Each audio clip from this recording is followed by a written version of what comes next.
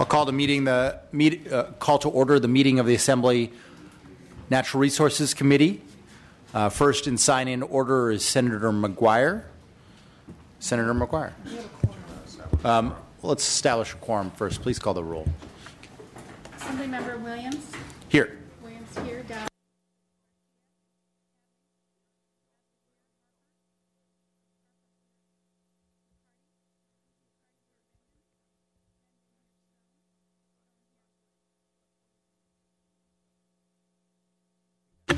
Please present.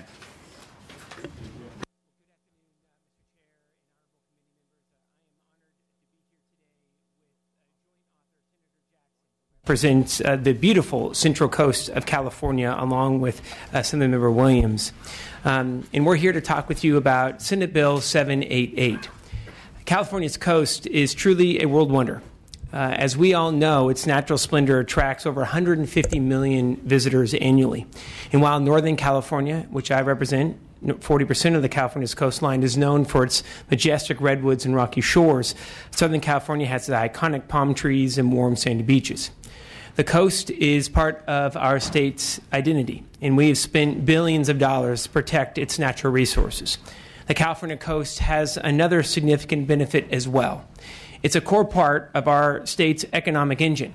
California has the 7th largest economy in the world, and coastal communities contribute $40 billion annually to the overall state's economy and provides nearly 500,000, 500,000 jobs every year for the state. Commercial fisheries in California are valued at more than $7 billion annually. Ocean-dependent tourism is valued at over $10 billion, and recreational fishing is valued at over $2 billion per year along California's coast. In fact, California's coastal economy rivals some of our state's top economic sectors, including agriculture, which is at $42.6 billion. And I got to say, absolutely honored to be able to represent 40% of the state's coastline, from the Golden Gate Bridge to the Oregon border. The ocean, as in Senator Jackson's district, is part of our life, and it's part of the livelihood of California. And as chair of the Joint Committee on Fisheries and Aquaculture, I know that the impacts of an oil spill would have a devastating impact on our ocean fisheries, aquaculture, and coastal-dependent economies. And I'd like to be able to turn it over to the great senator from Santa Barbara to discuss those direct impacts. Thank you. Thank you. I don't know about the great senator from Santa Barbara, but I'd like to say the senator from the great Santa Barbara, Ventura area. Good afternoon, Honorable Chair and members of this committee. In 1994, then Senator Jack O'Connell, or I guess Assembly Member Jack O'Connell at the time, introduced AB 2444, which added a code section, actually PRC 6244, to our laws, which allows offshore, the section, I should say, of code that allows offshore drilling when oil and gas deposits are being drained by wells on adjacent federal lands.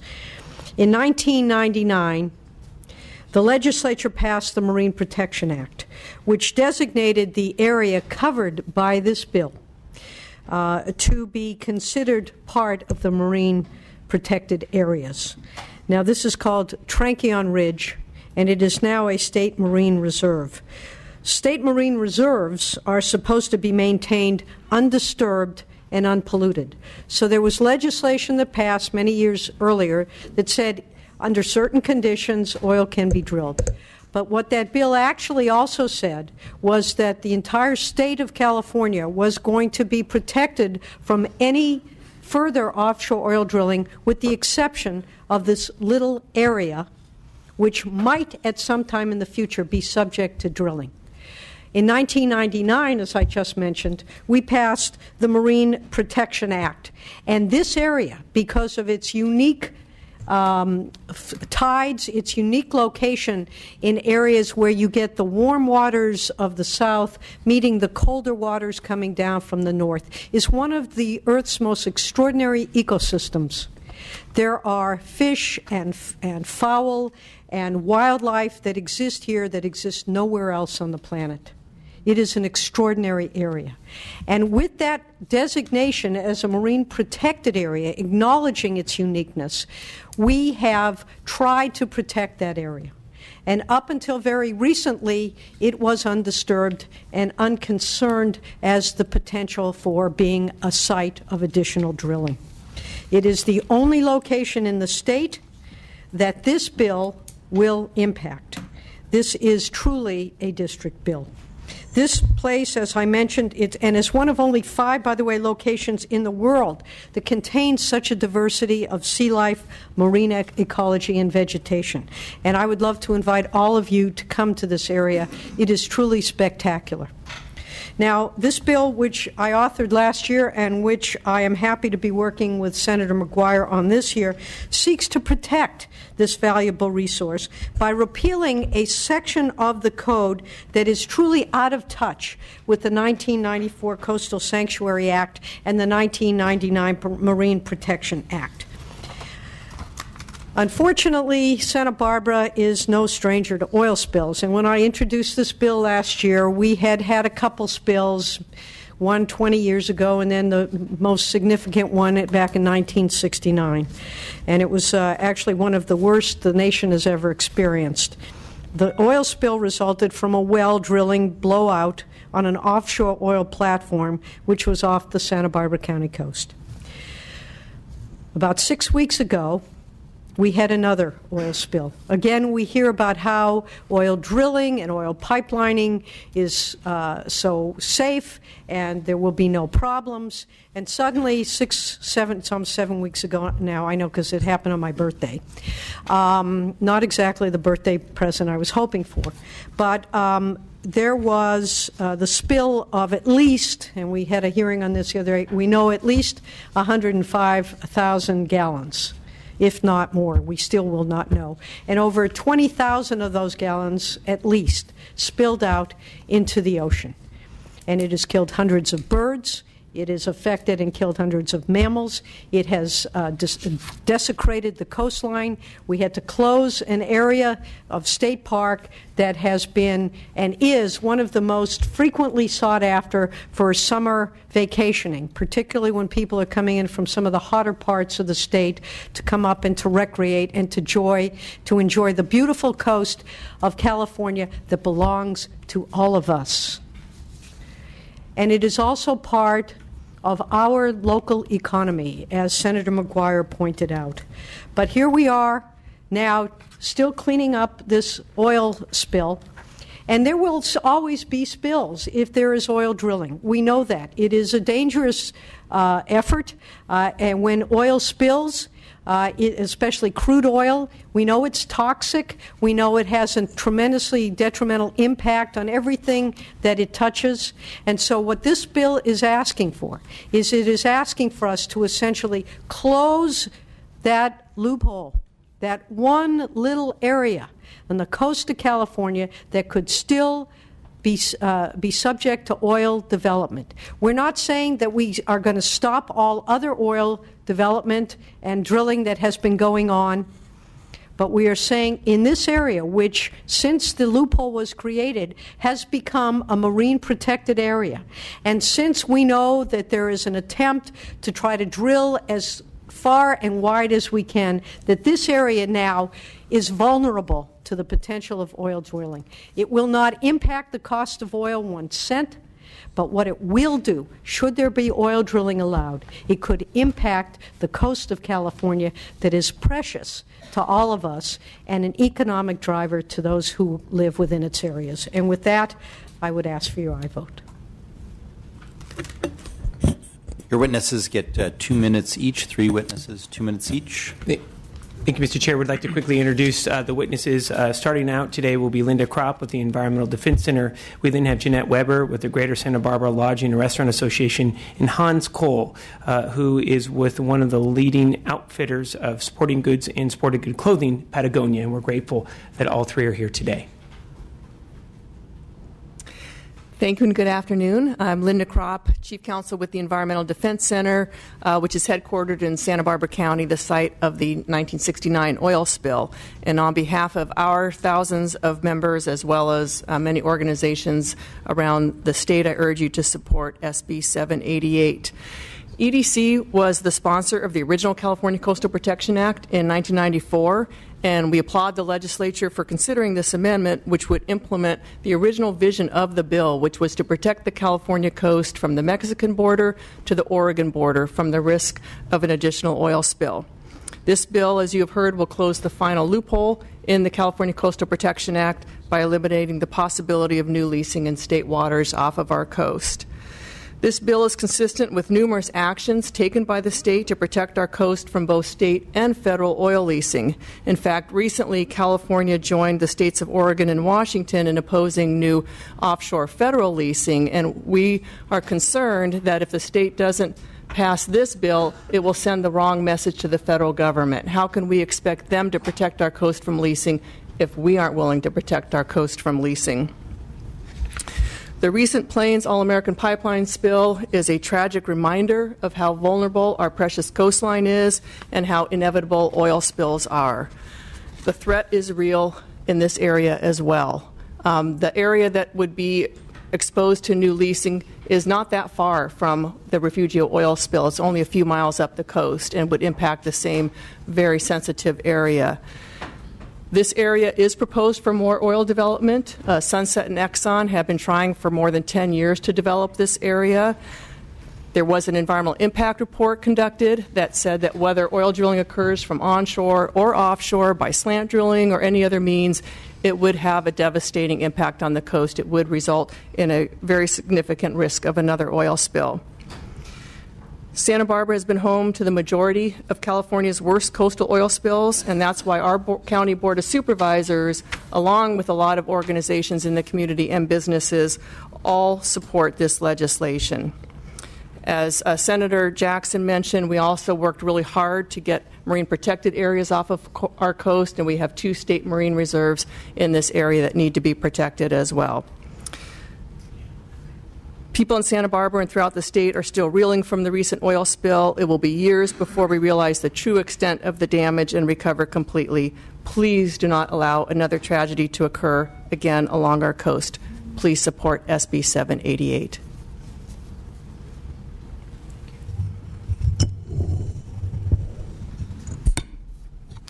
Good afternoon, members of the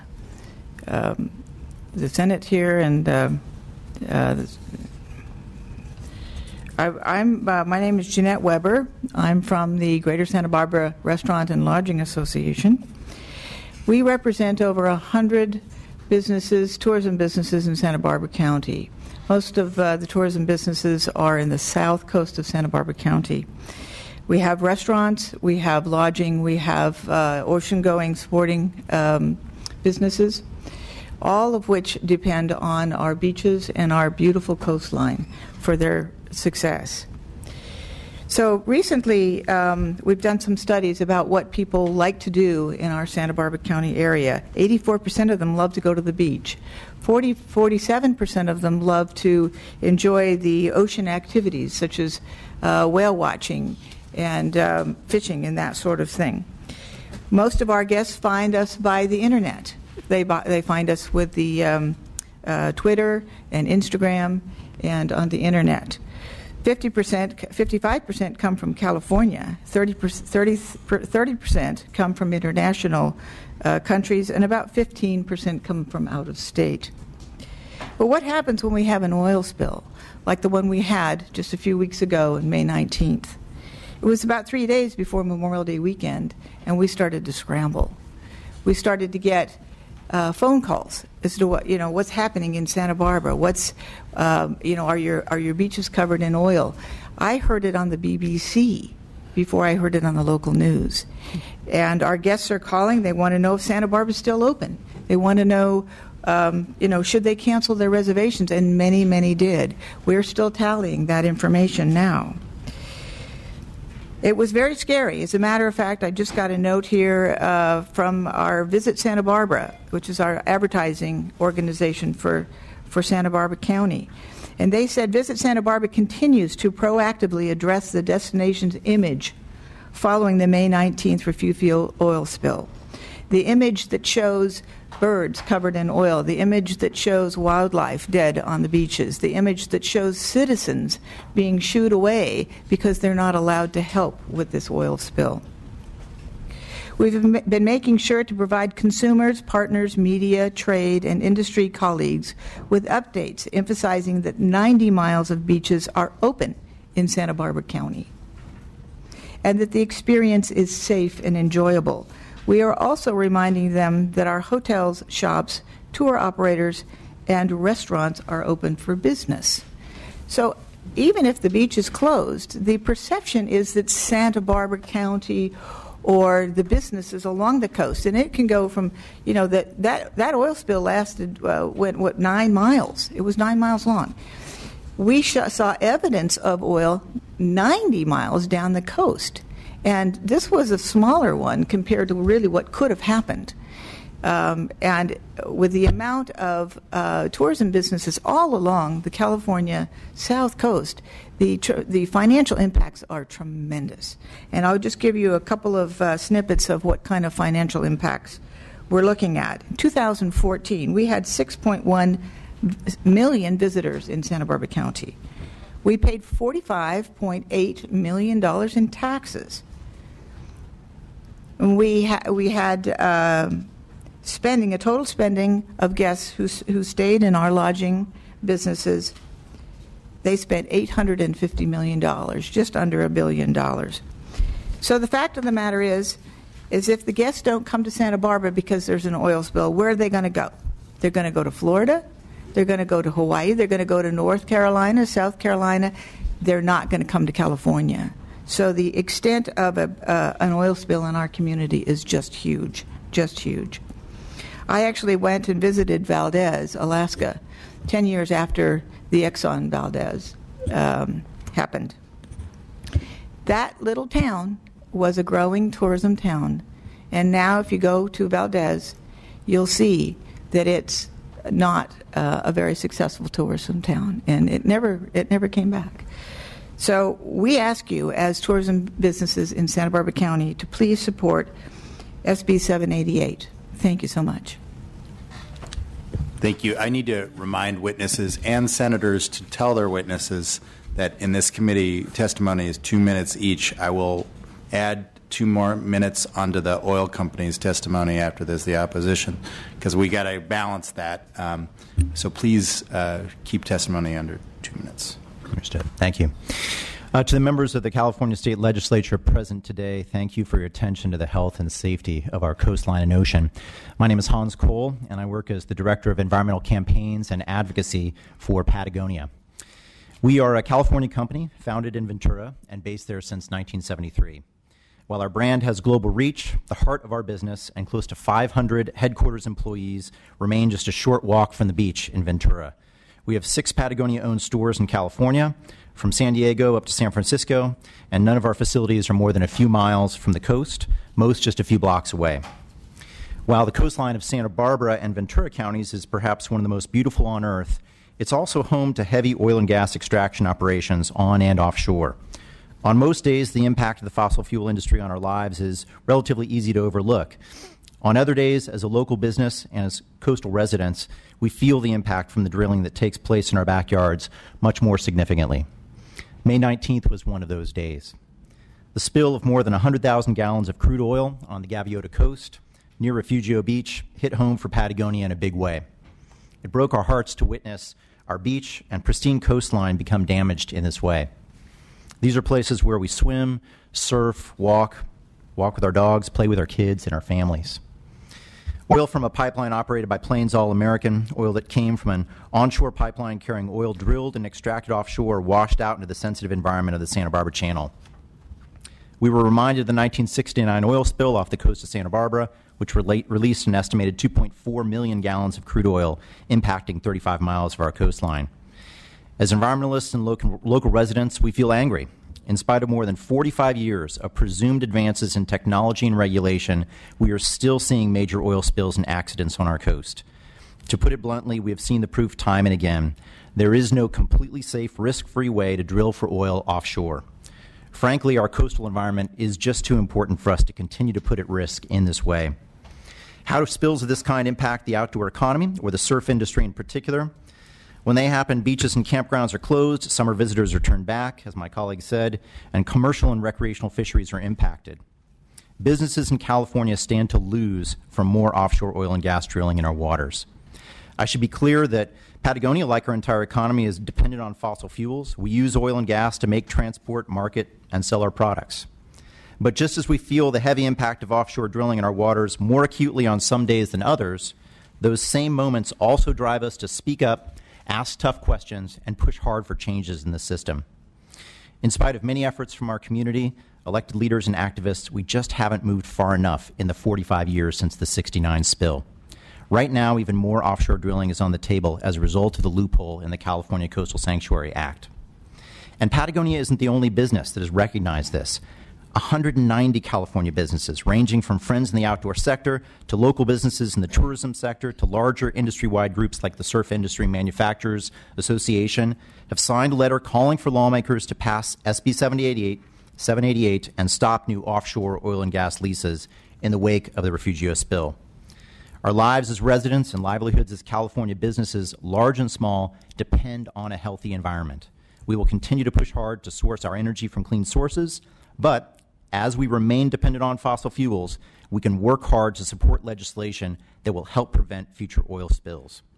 We applaud the efforts of members of this California legislature, and we ask for passage of SB 788, a bill that will make our coast and ocean region cleaner and more economically strong. Thank you. Thank you. Witnesses in opposition? Sorry. One, me too's first. Other witnesses in support?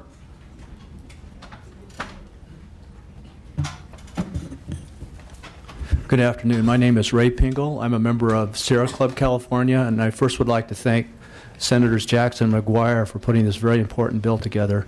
And Sierra Club would greatly appreciate the committee voting in favor of SB 788. Thank you. Okay. The additional witnesses, just your name, your organization you represent, and your support. We appreciate all other well wishes, but that should not be done in testimony. Thank you. Ricky Russell with California Coastkeeper Alliance and the Blue Business Council. Me too.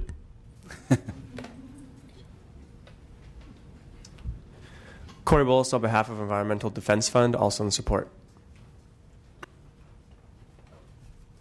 Kim Steiner on behalf of Heal the Bay and the Environmental Action Committee of West Marin. Thank you. Jenna Price with the California League of Conservation Voters in support. Claire Duster on behalf of Cal Trout in support. Mark Fenstermaker on behalf of Audubon, California in support. Mr. Chair and members, Monica Miller on behalf of the County of Santa Barbara in support. Thank you. Sylvia Solis on behalf of the City of Santa Monica in support. Rico Mastrodonato with the Trust for Public Land in support. Elizabeth Lesensky, Yellow Move On, Yolano Climate Action in support. Catherine Phillips, Sierra Club, California in support. Quentin Foster on behalf of the California Environmental Justice Alliance in support. Jean Jackman, YOLO Move On, Yolano Climate Action in support.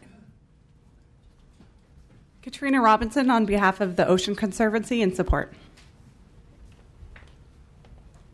David Pewitt from Fair Oaks and a previous resident on the Central Coast in support. Karina Hendren on behalf of Environment California in support. Witnesses in opposition? And I'll just note to those witnesses that were here in support, if you could rejoin the dais after the witnesses in opposition so that the committee members could ask questions of either the senators or the witnesses. Mr. Chairman and members, Eli Garcia for the Western States Petroleum Association. We do appreciate the extra time, as you said, for the oil companies. Although I will give you the same amount of time I gave them. Although given this committee, we might need an hour or so of overtime. No, thank you. We appreciate the opportunity to be here and, again, express our opposition to this legislation. And I say again because we were here at the same time last year with SB 1096. The bill does a simple thing. I think there was a lot of statements about protecting the coast, and we appreciate those. But the bill itself deletes one simple code section. And it's unfortunate the bill in print doesn't even show that code section. It's difficult to follow what we're actually doing here. 20 years ago, as Senator Jackson mentioned, the Coastal Protection Act, or it was a Coastal Sanctuary Act, included Section 6244. The legislature then didn't include it as a loophole. We've heard that over and over in the last couple of years. It's a loophole. Your colleagues then, 20 years ago, didn't include that to protect the oil industry. They included that code section as a safeguard for the people of California, the folks that you represent. Because the way that code section works, the one you're proposing to delete here, only applies in the situation where there is a federal project, an active oil or gas federal project that's draining state resources. So you might ask yourself, what happens if we delete this code section? Do we stop that federal project? Do we have any effect at all on that federal project? And the answer is no. So for all that you've heard about this passage of this bill protecting the coast, the fact is that this bill and this code section was meant to protect the taxpayers of California. If there is that very narrow situation where a project on federal waters is draining states' resources, those resources which you are have the responsibility to protect, in that situation, that's where this code section comes into place, so that the state of California can negotiate a fair lease for the people of California. This code section, deleting it, will have absolutely no effect on a federal project. That's the only time it comes into place. Senator Jackson mentioned that it was out of place with the Coastal Sanctuary Act. In fact, it is part of the Coastal Sanctuary Act. That was exactly the conversation that was had 20 years ago, when it was a much broader conversation about how do we completely protect the coast of California from the Mexican border to the Oregon border. How do we do it? When this situation came up in 1994, and if you look at the legislative record, you will clearly see that. When this situation came up and the question was asked, okay, what about those federal projects? The legislature then said, well, this is how we balance that out. This is how we protect against that situation where we have no control over a federal project, but should retain the resources for the people of California. That was the balancing act. That was part of the Coastal Sanctuary Act. It wasn't a loophole. What happens now is 20 years later, you pull a code section out of context. You pull it out of context so you don't see the rest of the Coastal Sanctuary and how it operates together, and you say that's a loophole. Think of the statutes that you are writing, that you are passing now. 20 years from now, somebody's going to pull out one code section and say, well, that one doesn't work. That's a loophole. Or reinterpret the understanding and the intent of the legislature 20 years later. We would just simply ask you, take a look at the actual operation of this Section 6244. It is meant as a safeguard. And ask yourself, if we delete this, are we protecting the coast? Is there anything here that will affect a federal project?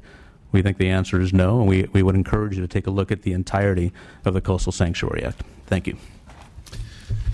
Mr. Chairman, members, Theo Payos, representing the California Independent Petroleum Association. As a longtime Santa Barbara resident, someone who has property down there, family, someone whose family helped with the 1960s oil spill, and I took my daughter down there to Rufio Beach for the latest one, and was turned away, as was cited. I very much do understand the concern in that particular area with oil operations.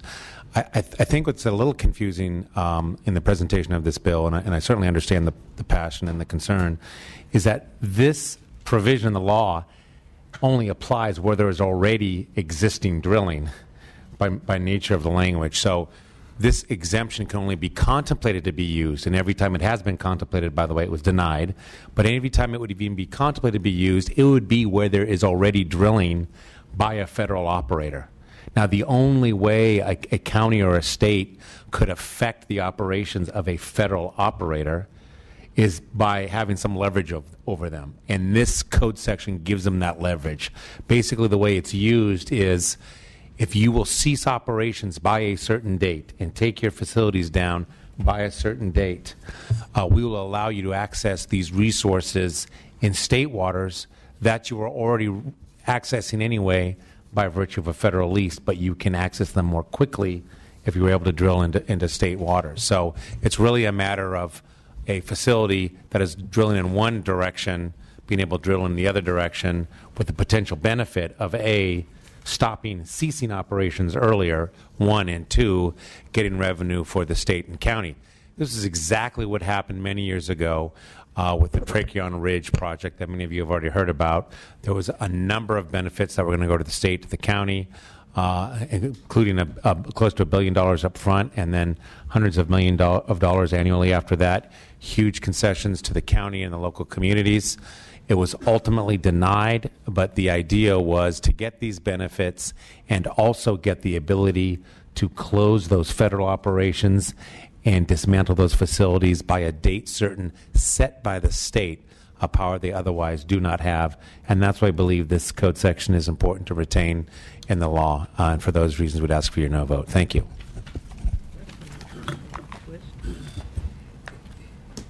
Thank you. Please proceed. Mike Rogie with California Manufacturers and Technology Association, in opposition. Other witnesses in opposition? And then why don't we just at least surrender 2 of those seats for witnesses in to the committee. Motion by Stone, second by Rendon.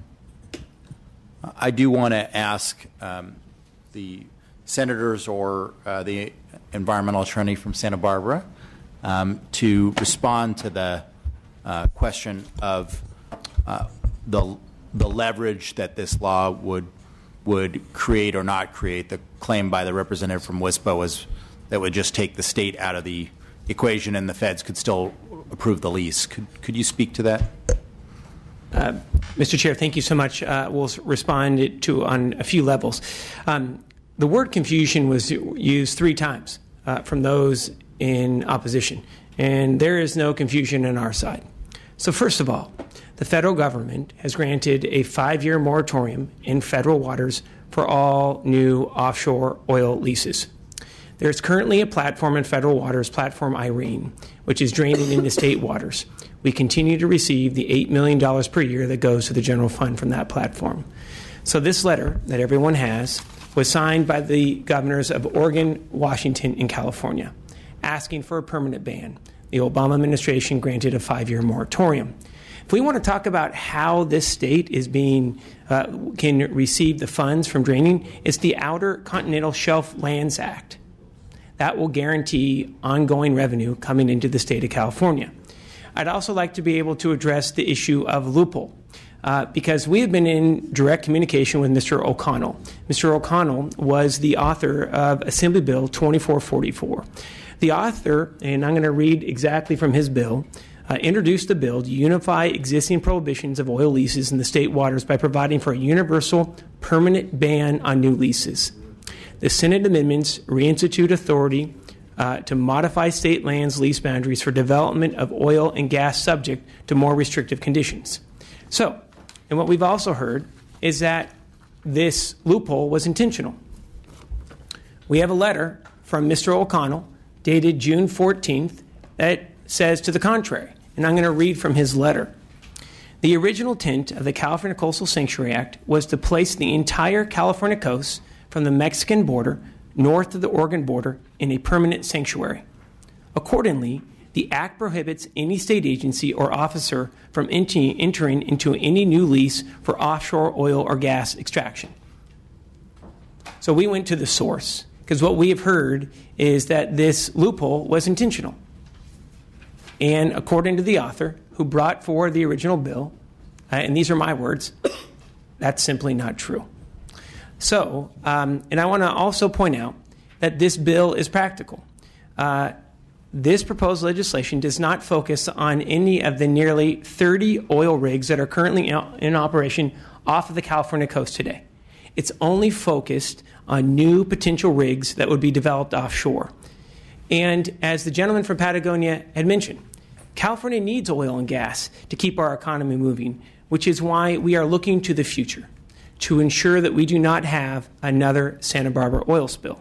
This bill also preserves the $480 million that's coming into the general fund every year from those nearly 30 rigs that are currently in operation. So our revenue is protected, but our environment and our economy is not. And that's why we ask for your support of 788. Any other questions from the committee? I'll just thank, number one, of course, thank my own constituents from Santa Barbara and Ventura County for coming here. We appreciate, and of course, Senator Jackson and myself know how long it takes to get here. So we appreciate you standing up on this issue. I do think that it's representative of a general sentiment in our community that, and this is for the benefit of my colleagues, both those who are here and those who hopefully will hear about it, that we are tired of being the last, right? We are the last place in state waters where we're the last place along the coast where this kind of oil development can take place. We, unless this bill is passed, we will continue to bear for the rest of the state that burden, and we don't understand why we got to be the only ones. The oil development, because of the confluence of state and federal law, is essentially not possible in other parts of the state anymore, and we want the same kind of protection that the rest of the state has, and I think that is a reasonable thing to ask for.